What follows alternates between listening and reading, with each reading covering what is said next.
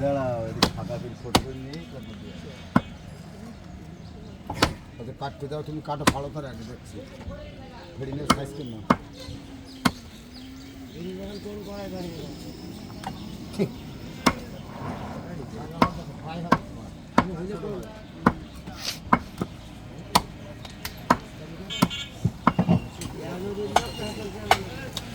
ও লোকের সাথে জিজ্ঞেস করে কত চাই দুই বেলা আসছে